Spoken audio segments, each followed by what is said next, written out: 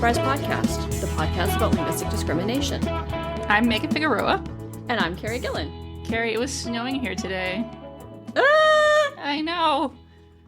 That is amazing. It's really pretty when it snows. It doesn't stick, but it's still beautiful when it comes down. Sometimes it does stick, but this wasn't one of those times. But yeah. Yep. Snow in the desert.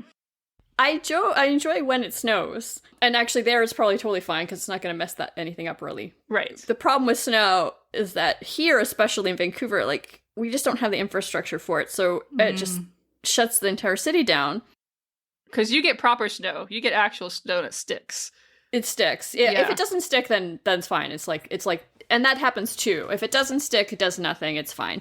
But when it sticks, yeah, it shuts. It was like what 3 centimeters or something like, tiny? Which is like basically an inch. Yeah, and it shut down the city. Really? Like so, the rest of Canada just mocks us, but we don't have the infrastructure. It's just right. Anyway. You're not going to have like 1 million plows for the week or so that it snows here. Right. Right. Yeah. Yeah, we don't have to worry about that. We'd have to worry about that if we ever got that much snow. That would be... We don't get that much snow. you would struggle. And then the other part that I don't like is when it turns slushy and gross. Oh, yeah.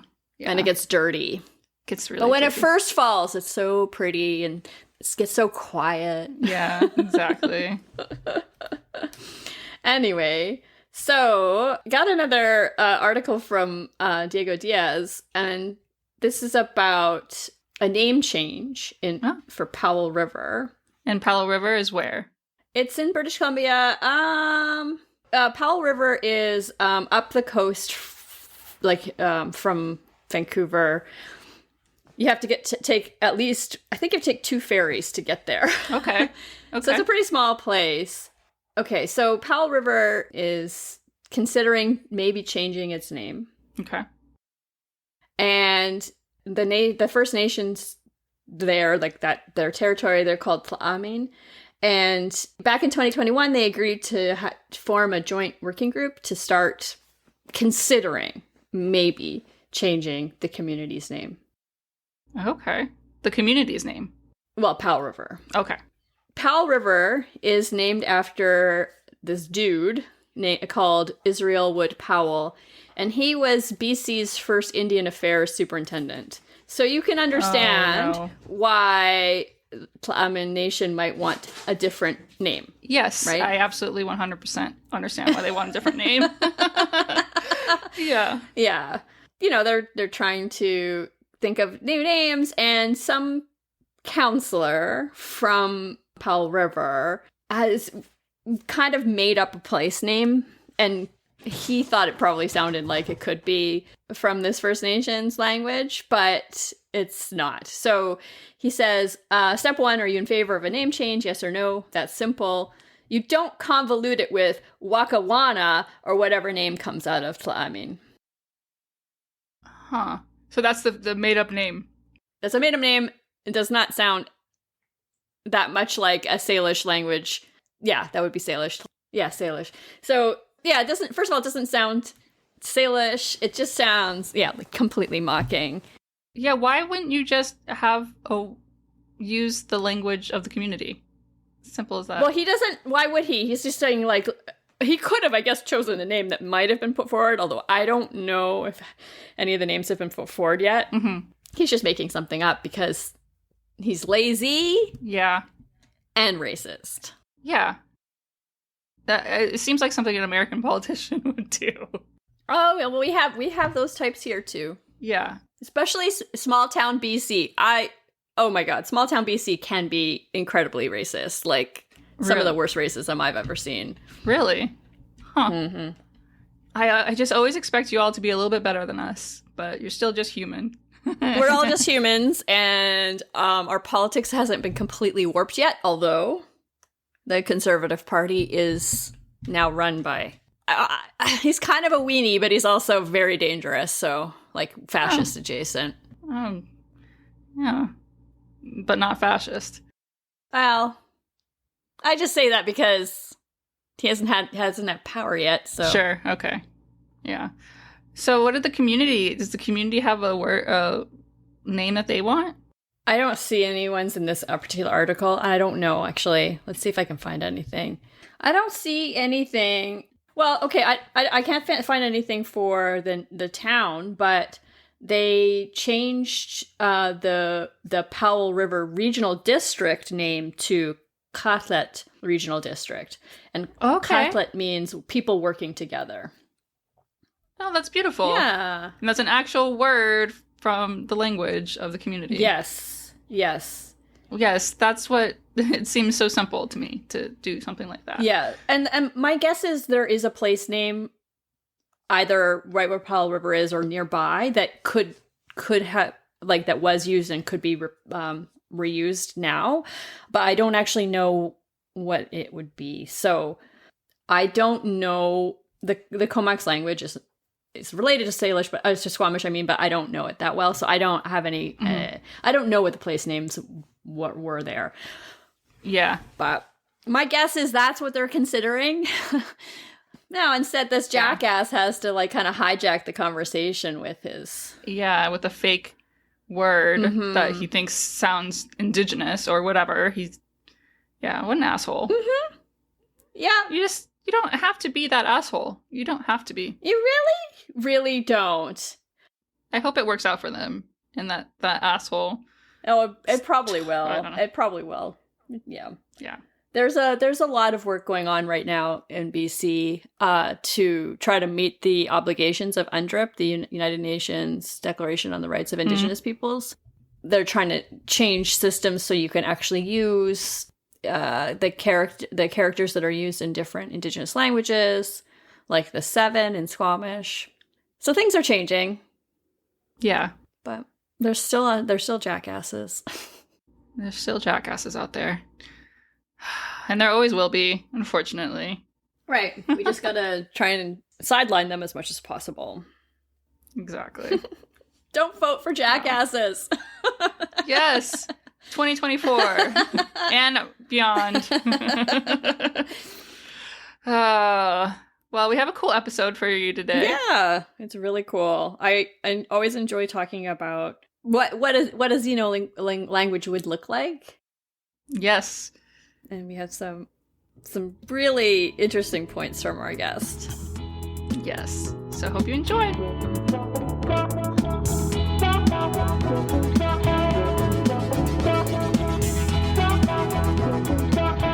All right, we're really excited today to have Dr. Sherry Wells Jensen, who is a professor in the Department of English and coordinator of the minor in linguistics at Bowling Green State University in Ohio, along with various aspects of issues pertaining to SETI, or the search for extraterrestrial intelligence.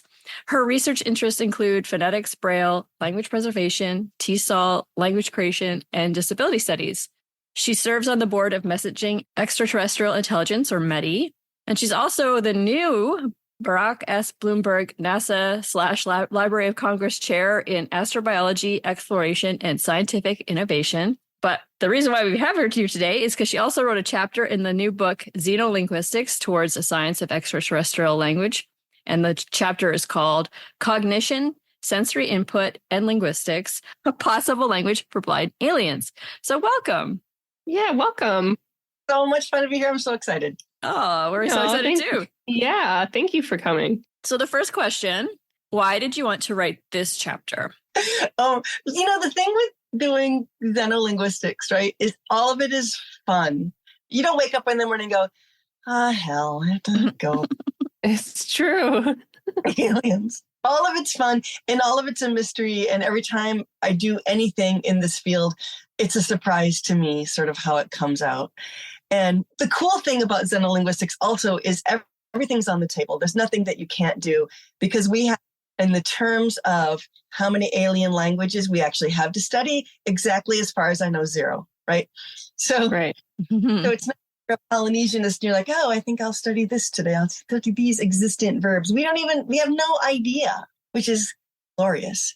And the other thing about xenolinguistics, because we have an N of exactly 0 languages, we can think about what linguistics is really good for and why bother with it in the first place in kind of the barest, most fundamental way, right? So one of the reasons we do linguistics is so that we can figure out how to be better human beings and be nicer to each other and figure out kind of trying to use the discipline that we have studied so hard to master in ways that will make the world better, right? And that's what the linguistics, I mean, okay, it is about aliens when we get one, but for now, it's about what the possibilities are, and then it's about sort of how can we think about language in ways that will improve our situation here on Earth.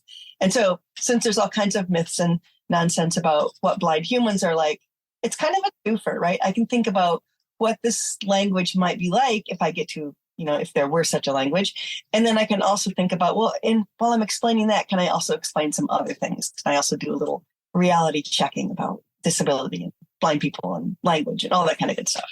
Yeah. So along those lines, why did you want to write about blind aliens? Okay. So I'm a blind person, partly because there's some cool possibilities. So one of the things we try to do is you sort of set up make a scenario and then you run it and you go, well, what would the language be like? What would the language be like if you were an octopus, right? Would that change in any way? And so if you were a blind alien, you would probably want a language that's a little more information rich for communicating with people, since you can't go. So the first thing to eliminate is all this over there, over here, there, all the deictics that are nonsense and trash and are really not information at all. People all the time, it's over there. I'm like, okay, that means it's distant from you and from me, but that's all the information you've given me. Wouldn't it be cool if you could say it's over there and that would be some kind of information rich thing? Like you might incorporate into the deictics how far-ish or what direction-ish, or if it's something you are touching, or if it's something the other person is touching, or if it's big and dangerous, or, there's all kinds of extra information you could pack into those deictics. We presume people are going to just look over there and see what it is, right? But if you can't look over there and see what it is, then why not convey more information about it? If I know what it is and I want to tell you about it, put it in the deictics. Why not?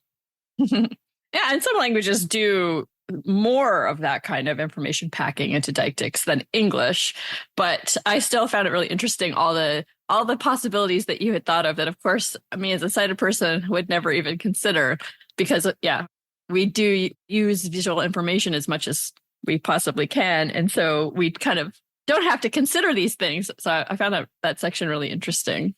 Yeah, I mean, why say what's apparent to both people, right? So reflected in our language is the fact that we only need one word as a deictic or two, or, if you're lucky, you get, maybe 4 in a language, right? So kind of if you were studying our language from the alien perspective, you might think, oh, well, there's a lot of shared information going on here because they're not saying everything. And why not? I mean, you want to make your language as easy to use as possible, right? So there's no reason for me to say what I'm talking about over there, exactly how far or what shape it is or who used to own it or anything like that, right? Because as soon as you direct the attention, then it's shared information. Mm-hmm. Mm-hmm. I will say there are languages with many, many more deictics than 4, like Blackfoot. Yeah. It's hundreds. So hundreds. Wow. Yeah. There are languages that do use more information or stuff more information in. English is pretty impoverished, and there are just certain things that I just wouldn't even have considered. But Blackfoot, even with its hundreds of deictics, would it still be favoring the sighted? Yeah, with the information packing that is in it. Yeah, almost certainly. Yes. Yeah. I'm like on my way right now to go Google Blackfoot deictics because that sounds cool. Yeah. Yeah. So what is it about xenolinguistics that allows us to think about language in a different way? I think we get to start from zero, right? We get to imagine everything, and we get to think about what about our world is reflected in our language. And then if you had a different world, how would that change it? You also get to start thinking about the relationship between language and thought. And one of the sort of games you can play in xenolinguistics is you just sort of go through the design features of language and go, well, what if that one isn't? Or what if that one's twice? Or what if that one's more important? Because we've got this delightful N of 0, we can play in any way that we want to play. And it's a really good exercise in unthinking yourself. So I think everything I say could be wrong is a really good way to start a scientific investigation. Yes. Yeah, I really enjoyed that, how at the very end of your chapter, you're just like, all of this could be wrong. And it made me chuckle. And I was like, yes, that's exactly the humility we should all have. We should. But with all of this that could be wrong, you're still making educated guesses as a linguist, right? Yes. Right. Because you've got to start somewhere, right? And we don't know when we're going to if we're getting a radio signal from another planet. It could be happening right this very now, right? Like right now. Right. Or maybe it won't happen at all, right? So we just don't know. And so it makes sense to kind of get prepared. Let's think about it a little bit, and let's get ready for the crushing blow to our egos when we can't understand it. Right. And let's get ready to play. Let's get ready to take all the assumptions that we have about what things are like and like blast them down one by one, so that we can really try to solve a problem in a way that is useful. And because we're trying to solve a problem that no one's ever solved before. Right. That's true. Yeah. Start playing so that when we do get a language, if we ever do get a language, we're not just like, oh my God, what's this? What do we do? Oh no, it's not French. It's not Dutch. What is it? What do we do? This is interesting because I brought this up yesterday with someone. This person asked me, "Oh, what did you think about Arrival?" And yeah, now I should ask you, what did you think about Arrival? Carrie, I was just thinking that exact same question. To get me, I am ready. Let's go. I loved it. I thought it was. That whole thing about how learning the language changed the way her brain worked. As far as I can tell, no, probably not. But the field work in there, I thought was awesome. Mm-hmm.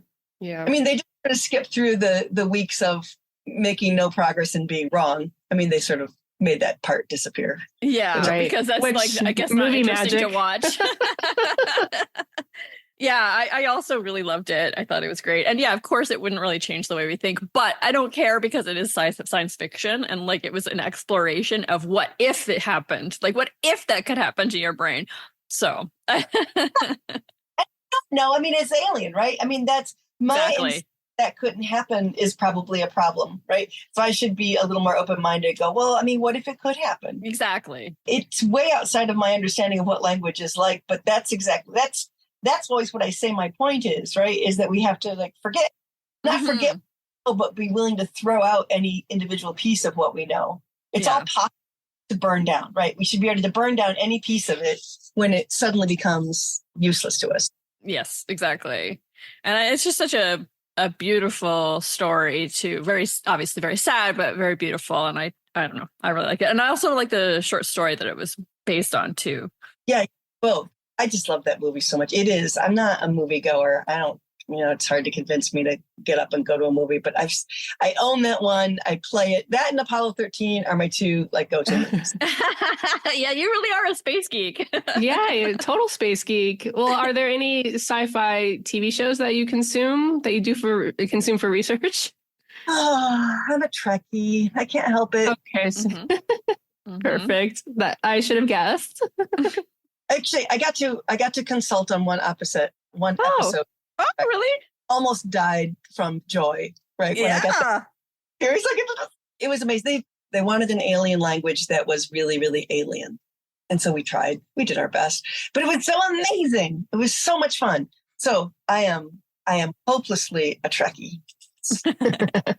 Yeah, I also love Trek. That would have been my dream job, actually, to somehow work on Star Trek when I was a teenager, particularly. But I know 12-year-old me died, really, just loaded. It was so much fun. I almost feel terrible over here saying that I've never seen it. What? I know. How, you've never seen any Trek ever? I've never seen any Star Trek ever. How? I do not know. My parents weren't into it. My friends at the time, different times in my lives, weren't watching it at that time. I don't know. I just missed it. Isn't there some kind of linguist obligatory thing where you have to at least know some things about Klingon? Don't we all have? That's true. And yeah, that's why I'm such a terrible linguist. I'm just kidding. But I probably need to watch some Star Trek. After this, maybe I will be so inspired. There's so much to consume. I know. Oh boy. It actually seems fairly overwhelming. So besides Trek, are there any other show xenolinguistics in a way that makes sense to you? Let's see. Who has time for TV anymore, right? I read a lot of science fiction, but I don't watch a lot of TV. I'm very into the Becky Chambers books, the Wayfarer series. Okay. There's a lot of really cool linguistics in her books. Also, there's a lot of gender positivity stuff and lots of disability positive stuff in her books. Oh, nice. Just people living together, and it's kind of got that Star Trek optimism, but with less phasers and less things blow up, which is nice. Oh, that's cool. Yeah, we kind of need some more optimism in our lives. We do. We definitely do. Definitely. So, how did you get interested in xenolinguistics in the first place? Oh my God! It's because I wanted to be an astronomer when I was a kid. Oh. And I was quietly, no one ever said, no, hell no, you can't do that. But people are just kind of, oh, we have to braille this math book for you. And that's kind of a pain in the ass. We're not really going to say that to you out loud, but I can read the room, right? A blind girl growing up in kind of rural Michigan. People are like, it's nice that you're smart, but how about psychology? How about something that's not too sciencey, that's a lot of work for everybody else. And so I kind of put it on the back burner, not worried about it. And when I got my tenure track job at Bowling Green, my department chair came into my office and I was like, ooh, that's the chair, Malou. You know how you are when you're so excited, so anxious to, not to wreck stuff, right? And so he said, well, what would you like to teach this summer, your first summer on your job? And I said, I would like to teach a class about alien languages, thinking, astronomy, linguistics. And instead of laughing like I thought he would, he said, okay. And I was like, oh shit. So then I had to prepare the class, which was huge fun. And then you can do, if you're a linguist, right, you can do things like, how would I design a radio signal? How would I make a code that could be understandable when you don't share any language or any experience? Or like, the heck with the blind aliens, you don't even have the same world, right? You just have a radio signal. How would you make that understandable to aliens? And so I did that stuff. And then the rest is like this weird magical realism fantasy that happened to me, I guess. And is that what you spend most of your time on these days, is xenolinguistics? No, not really. Well, actually, I get to do more astrobiology stuff now. Ah, yes. Ability and space. So one of the claims in the SETI literature that I read frequently was that any race capable of technology and building a radio telescope would have definitely some analog of human visual perception. And I'm like, WTF, friends, no blind aliens? So that started on this path. And then I also started thinking about, well, what if you were real human? What about disabled humans? Could we go to space? And what would you do if you get halfway to Mars and somebody acquires a disability, someone gets hurt or something? Mm-hmm. Right. I do mostly now. I get to do cool astrobiology things. I'm very lucky. That's really cool. Like, yeah. What is astrobiology? Like, what are you doing? What am I doing? I think depending on who I'm talking to, I will say things like I do human factors in space exploration, right? How, if, and why, and when to modify the designs of spacecraft so that disabled people can get up into space and use them. Mm-hmm. So I write and talk and lecture about that. I do things about particularly, I really like my blind aliens. My friend Josh Mealy says that the word for blind alien, that we must call them the Braillians. Oh, I love it. Yeah. That's really cool. Yeah. It's a little bit silly, but then I just have to get over it in music, because it's really good. So like, what would their course of science be like? If human science started with astronomy, medicine, and math, right? Braillians aren't even going to know there's stars. It's just not even going to be there. And if there's a moon, they would have to infer the presence of the moon by the tides, I guess. But why would they ever invent a moon? I mean, why would they do that? It would take a long time for them to figure out there was. And so what would the development of their science be like? What would they do first? What would they do second? If you're not going to watch the stars and sort of track their movements, and you can't, once you throw a ball, you're not tracking the path of the ball through the air, right? So you're not. So what would you do? So that's another thing I do, is I talk about science, which makes me get to talk about access to STEM fields for all kinds of disabled kids. And that's a lot of fun. I don't do very much noun phrases anymore, to be honest. Yeah. Doesn't sound like you do.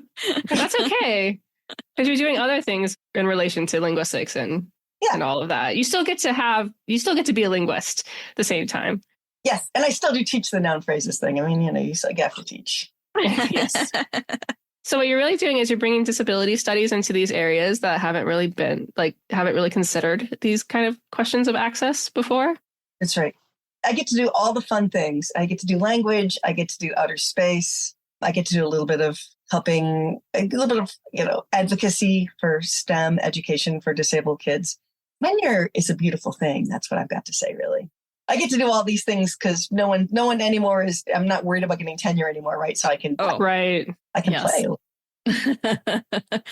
Yes. So what other considerations, you talked a little bit about it, but so there's this blind alien society that does a bunch of things differently. So how else would it affect language besides the deictics? So, I mean, the easy stuff is the stuff they wouldn't have, right? I mean, first off, we have to get not too worried about it because blind humans can talk to sighted humans. Mm-hmm. That usually goes. So we're not worried, and a blind person can learn a human language. So we're talking about what if you untethered the blind speakers from the sighted speakers, right? In which direction would things go? So, I mean, if you think about problems that could use more help, if you've ever tried to move a couch, there's lots of gesturing and take your end and, the other end, move it. No, not that way. There's all kinds of horrible lack of communication that goes on. Yeah. Things like, what about evidentials, right? So if I tell you something, it might be super good to know if I know it because it's in my hand, if I know it because it was in my hand yesterday, if I know it because I know somebody else told me. I feel like you could imagine a scenario where because I'm never looking at you, I don't have confirmation about your body and your place by looking, maybe I'm going to develop a larger set of evidentials so that I can communicate why I know these things. And maybe there's some issues about what kind of information is available to you and to me and how we know it that could use, strengthening, clarification, more detail, more. Yeah, because even with sighted people, I think that we can say that we saw something, but did we see it yesterday? Or, there's still more clarification that could even be used for sighted people in this instance. For sure. And it's not necessary. None of it's necessary, right? You could have a blind society and they could speak English and everything would be fine. But the part of the purpose of, explorations like this is, well, how could it be better though? What could we bring to it by flicking some levers and by changing a little bit of the scenario and then think, well, what would you really like to have? What would be nice? What would be fun to have? What would be useful? Right. And do you consider this from the perspective of how you might communicate with other blind people? Yeah, so the thing is, maybe, but we'd all have to agree that we're just going to go off the rails and try new things. But I mean, you get a people and the language is kind of indistinguishable from a room full of sighted people, right? Now.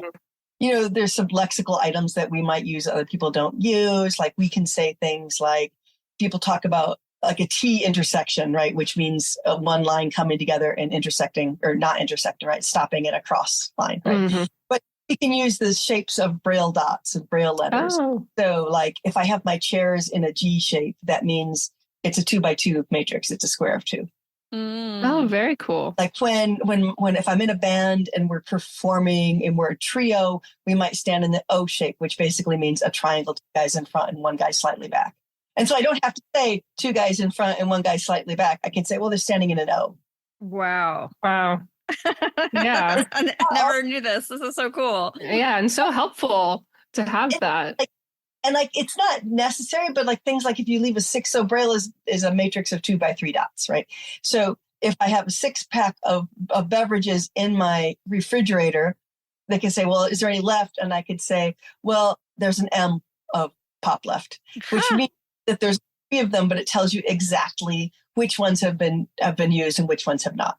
Wow. Oh my God. Blowing my mind. Yeah. Necessary, but it's cool, right? It is very cool. Yeah, absolutely. These are the things that it feels like I'm missing out on something, it's really great. The Braille letter shapes and the Braille contraction, the Braille shapes are super useful it's useful, but only like in the subculture, right? Right. Yeah, it's definitely not useful to me, but but it still feels so cool and like so like I'm missing a piece of something, you know? Yeah. And I can say like, so I've got my chairs, maybe I want to move the chairs, right? And they're in a square like that. But I want to move two of them back. And I could say, take those two back chairs and move each one and make a new parallel line. But I could say that, or I could just say, take that G and make it into an X. Wow. That's so did great. you implement any of this into when you were considering how blind aliens would speak to each other? I mean, that is like a small scale example, but you could blow that up. You could make it not just a 2x3 matrix. You could have words for configurations of objects in space that are much, like I have just one word for it. I particularly wish we had words for, I'm just thinking of this now, like words for configurations of chairs in like there's a big room and there's all the chairs. Like, wouldn't it be nice if you had one word that meant, oh, there's 3 blocks of chairs and 2 aisles down the middle? Like, why do we have to say all that? I'm tired. Yeah. I'm tired. Can't I just have one? I think about that all the time, how it would be nice to have one word for this scramble of words that I have to say to explain one thing. Absolutely. Yeah. So when you're making your own language or thinking about alien language, you can consider that, right? You can make one word for these things. You could do anything you want because, I mean, it's just an extension of what we can do, right? But we have some words that are specific like that, but we mostly, we're lacking a lot of cool words that we could have. Yeah, for sure. You also talk a little bit about how like there'd be things that exist in human languages because most humans are sighted that would be lacking in a language that blind aliens spoke. Do you want to talk a little bit about that? Yeah, there's just not very many of them, but like, and forgive me, but they're replaceable with cooler things. So we've got like way the hell too many words for color. But I mean, because color, we have all these words for it. So wipe all those out. Think of the brain space, you'd say. Wipe all those color words gone. Like replace them with qualities of sound or characteristics of echo.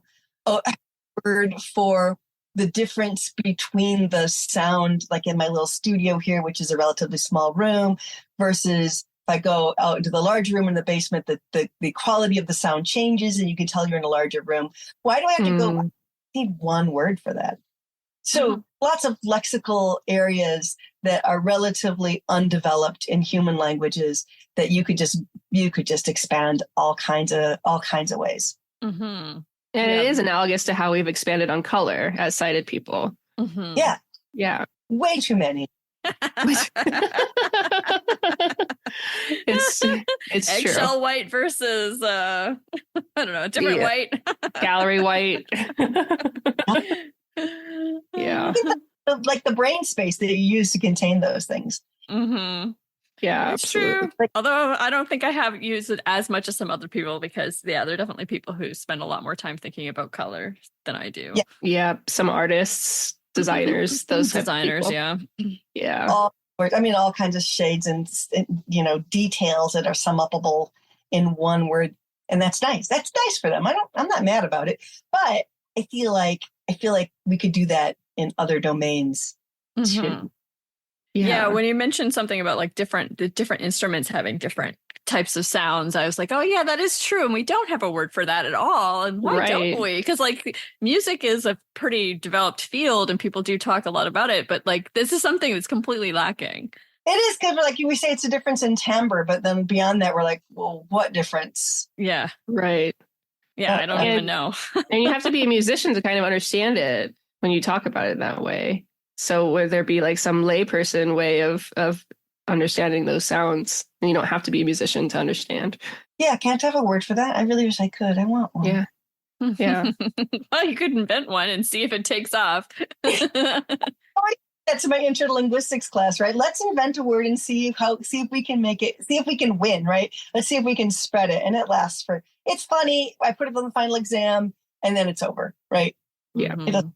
So do you hope that your chapter, if sighted linguists are reading this, would be more thoughtful about what it is to be blind and what that means for the field? That's always in there a little bit for me, is that I write the obligatory stuff that I think is slightly boring, but maybe the most helpful, things like that blind kids learn language at the same rate as sighted kids. Yep, they So, do. I think probably actually there's some really cool research about how even if you're congenitally blind and you've never seen color, your use of color terms in your language is indistinguishable from sighted people. Blind people never see red will still say red hot. Right. Ah, And still people will still use words like glisten and glimmer and all that kind of thing. People will still use them, even though you don't know, maybe that's an empty lexical category for some blind people. But like some of those words, I don't quite know what they mean, but I use them all the time, and I use them when I write. Like we often use words that we don't know what they mean, right? We just use them. it's true. It's true. That is definitely true. It's part of the equation, right? You do kind of hope that we can kind of dispel some myths along the way, and thinking about taking people on a little journey where we talk about how the blind people would do science and things like that. Maybe next time I'm standing on a street corner, I will get less. Someone will go, oh, wait, I read this one article about these blind aliens and they were smelting metal. And that was really cool. So maybe let that person be and figure they can cross the street without my interference because I read about blind people smelting metal or doing flying through space or doing all these other cool things. So maybe I could think twice before I underestimate the next disabled person I meet. I don't know. It's a dream. Yeah. It's a good dream. It's a nice dream. It's a very nice dream. One worthy of having for sure. So how does thinking about alien languages help us understand human languages? I think you've touched on this a little bit, but I feel like we can talk a little bit more deeply about it. I mean, I think anytime you blast out of a system and try to look at it from another perspective, it's helpful, right? But what is essential? So we can talk about what's innate, and we'll never maybe we'll someday solve that problem. I have no idea.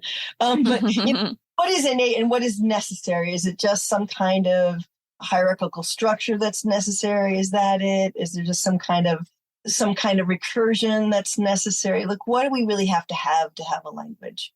Do we always have to have verbs? Do we always have to have nouns? Like, what can you get away with eliminating just to see if you could still build a language that way?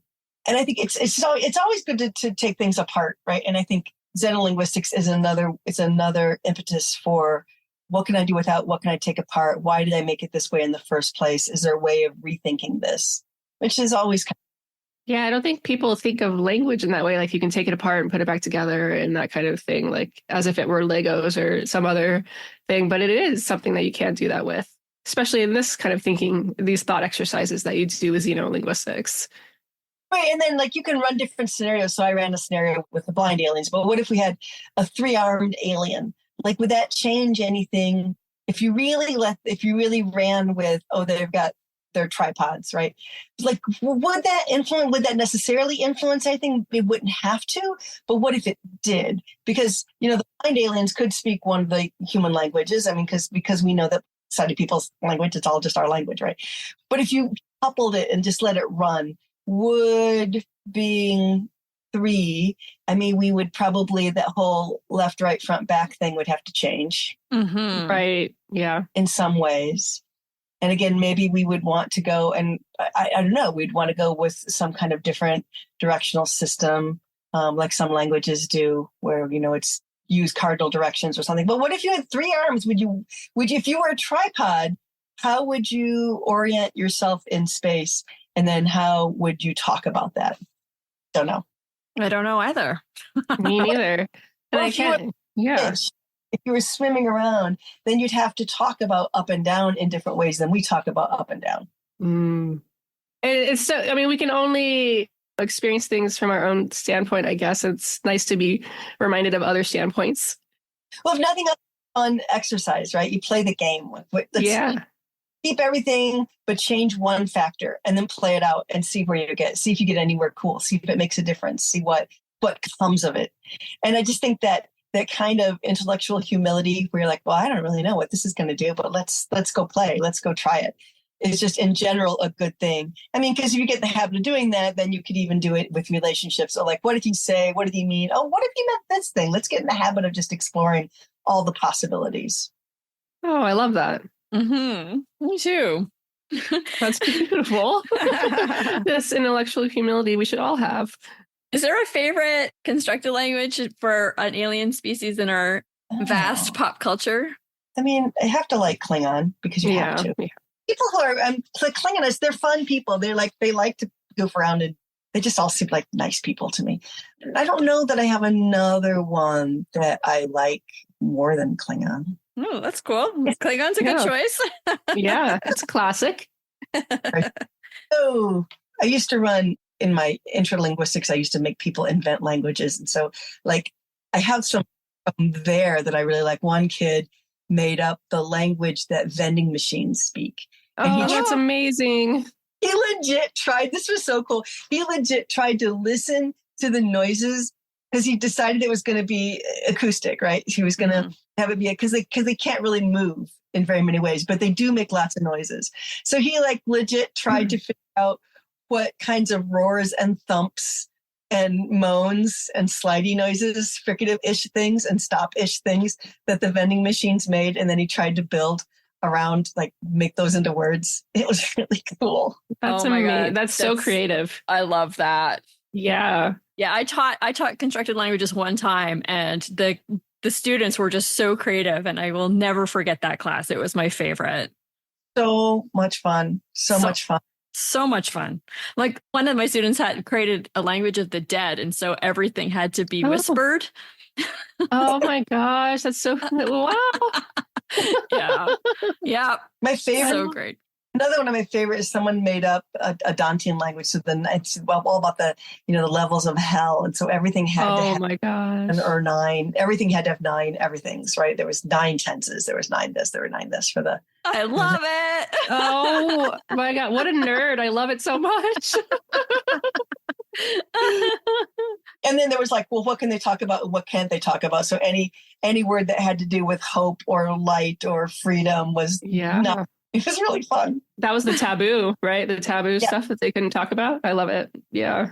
Would there be any taboo stuff for the blind aliens? That's I feel okay. So I've been thinking a lot about how they would do science, like the sequence of science for sure, right? So, maybe thermodynamics before like the motion of objects in space, right? And then eventually when your technology gets pretty high, I think the differences kind of might disappear. We would get our self-driving cars, as part of the blind aliens. We would have the whole self-driving car thing done early. Like that would be, but taboos. And I sort of feel like misrepresentation. I feel like lying have to be a taboo. That would be a safety issue, right? Yeah. So big hole in the middle of our Braillian town, and you don't say it, or you tell people it's in a different place, or you know about it and you don't say.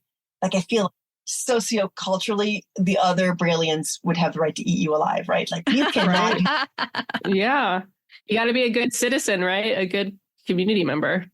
I mean, they don't have to be nice to each other, but I feel like lying would be taboo. Yeah, that makes sense. Yeah, absolutely. Oh, what a fun thing to think about. Yeah. So have you written about these Braillians and their smelting and all this? You talked about that. So do you have like a whole set of papers around this?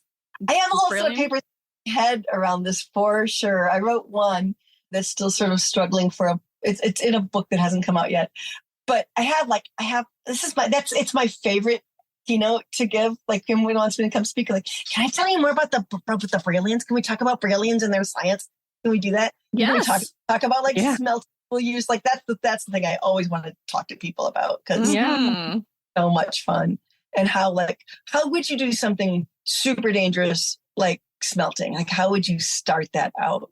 How would you go from I've got to keep this fire. Once I get fire, right, I've got to keep it safe, because you can't goof around and just make a sloppy fire, right? No. Because get away from you. So you've got to really super prepare your fire pit, and then, make sure it's all set before you put the fire in, so you don't burn your village down.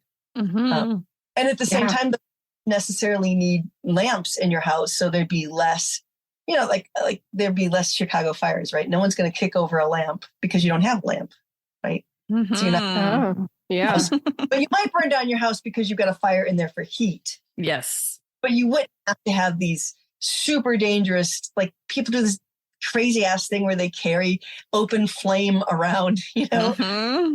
And if you don't have to do that, then that makes your whole situation safer, right? Mm-hmm. That is true. Things I would never have thought of. Right. Yeah. I love it. This is such a This is fun so exercise. Yeah. Spanning my brain, my mind, all of it, both of the things. Yeah. And the cool thing about it is it's not just this one direction. Like, this is the direction I went because why not? But like, take any human factor and vary it. And then you've got a whole new scenario to play out. Mm-hmm. Yeah, absolutely. It's a really worthwhile thought exercise for sure for all of us. Is there anything that we didn't ask you that you would have loved to, for us to have asked, or something to bring up that you didn't get to bring up? I mean, it's all about kind of making intellectual humility fun, and about making our ability to go new places and, think new thoughts, and just to get in the habit of that. And I feel like once that's your habit, if it could ever become your habit, I don't know that it's my habit, but if it could become my habit, like we'd be nicer to each other, Yeah. We'd be like, oh, what really was that? I think you can descend into a really dark place where you second guess yourself all the time in a bad way. But a little bit of healthy, oh, wait, I could be wrong, is probably good for us, right?